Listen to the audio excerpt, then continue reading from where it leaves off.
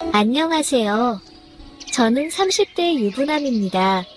약 2년 정도 연애 후 작년에 결혼을 하였습니다. 아내는 4살 연하입니다. 현재 서울에서 거주하고 있으며 쌍둥이 처제와 같이 살고 있습니다. 처제가 서울로 이직을 하면서 한 달 정도만 같이 살려고 하였습니다. 하지만 최근 들어서 집값이 너무 오르면서 가진 돈 대비 괜찮은 전월세 집을 구하는 것이 힘들어졌고 자연스럽게 계속 살게 되었습니다. 남은 방도 있었고 연애할 때부터도 자주 보고 지냈던 사이라 저도 처제도 불편하지 않았습니다. 아내와 처제는 1분 차이로 태어난 쌍둥이입니다. 그래서 좋아하는 음식 등 취향도 비슷하고 얼굴이나 체형도 똑같습니다. 게다가 입고 다니는 옷 스타일도 머리 스타일로 비슷해서 연애할 때부터 저를 놀리곤 하였습니다. 하지만 약 3년이라는 시간을 알고 지내면서 많이 봐서 그런지 정말 자세하게 보면 아내와 처제가 구분이 되더라고요.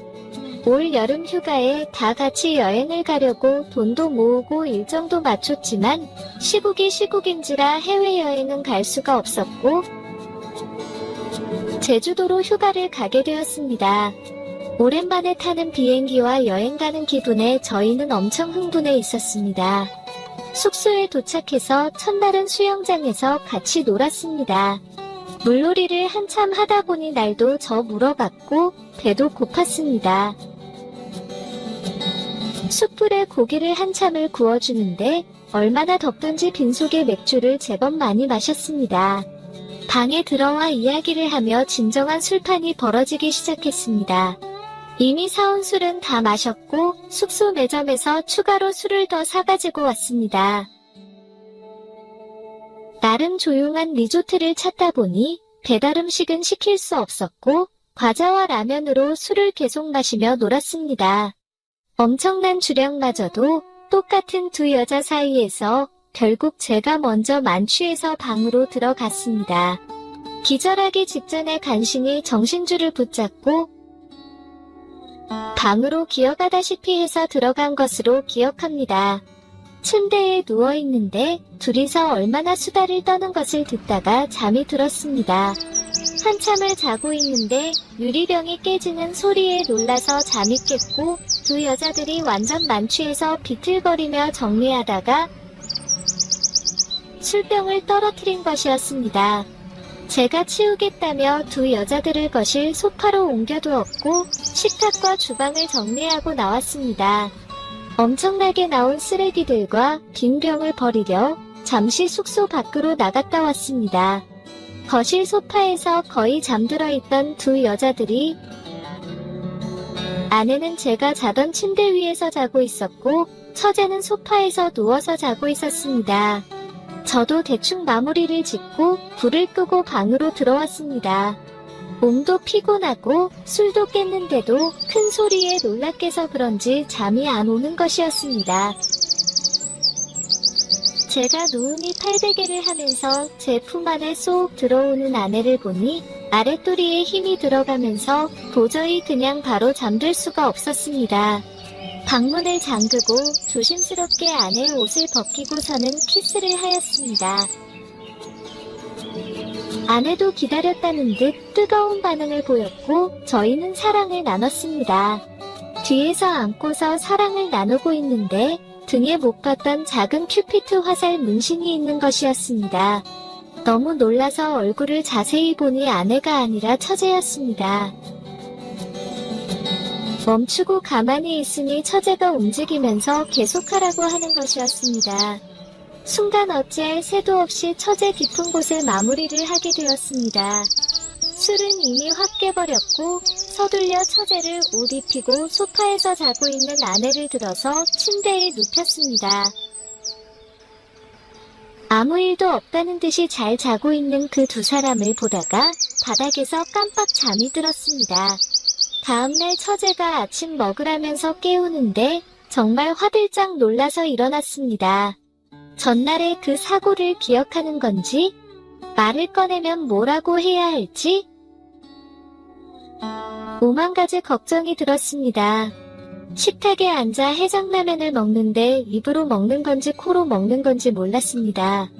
순간순간 아내와 처제의 눈치를 보고 있었고 그 두 여자들은 어제 술을 많이 먹어서 너무 힘들다며 다시는 술을 안 마신다는 마음에도 없는 소리들을 하고 있었습니다. 그러면서 처제가 지난밤에 격한 꿈을 꾸었는지 온몸이 쑤신다는 말에 제가 더 힘들고 무서웠습니다. 그렇게 눈치만 보면서 4박 5일간의 휴가를 끝내고 집으로 돌아왔습니다.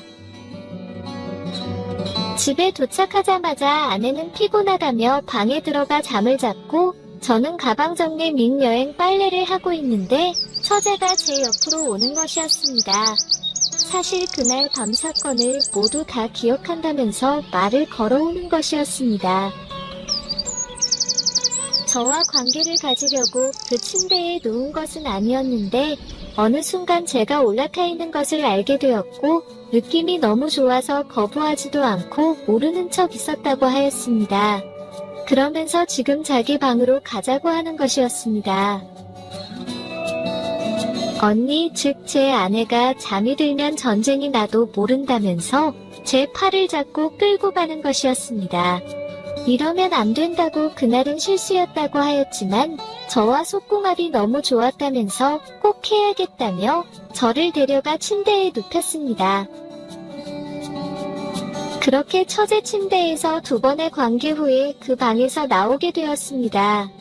아내는 역시 세상 모르고 자고 있었고 저는 아무 일도 없었다는 듯 집안일을 다시 시작했습니다. 그날 이후로 처제는 기회가 있을 때마다 신호를 보내고 있습니다. 특히나 아내가 지방 출장이라도 가는 날이면 빨리 퇴근하고 들어오라며 하루 종일 독촉 메신저를 보내고 있습니다. 오늘도 처제가 점심에 회사 앞으로 같이 밥 먹자고 찾아왔지만 보자마자 급하다며 근처 모텔로 갔습니다. 그런데 저도 아내랑 하는 것보다 처제랑 하는 것이 더 궁합이 잘 맞습니다. 물론 아내랑도 궁합이 잘 맞습니다. 처제에게 그날은 우리 모두가 술을 많이 먹고 제 정신이 아닌 상태에서 벌어진 사고라고 여러 번 설득을 하였지만 그때마다 그런데 왜 계속 같이 관계를 가지냐는 처제의 말에 대답을 못하고 있습니다. 처제도 같은 이유라면서 멈출 수가 없다고 합니다. 점점 더 아내의 얼굴을 볼 때마다 죄책감이 밀려옵니다. 그렇지만 처제와의 시간이 너무 좋았고 한동안 기회가 없어서 못하는 기간에는 아쉬운 마음이 드는 제가 정말 나쁘고 미친놈입니다. 집에서 아내를 두고 가끔은 처제와 스릴을 즐기고 있는 제가 무섭습니다. 처제는 아무 일 없다는 듯이 편하게 행동을 하던데 저도 그렇게 살아가야 하는 걸까요? 오늘의 사연은 여기까지입니다. 구독과 좋아요, 알림 설정 부탁드립니다. 긴 글을 읽어주셔서 감사합니다.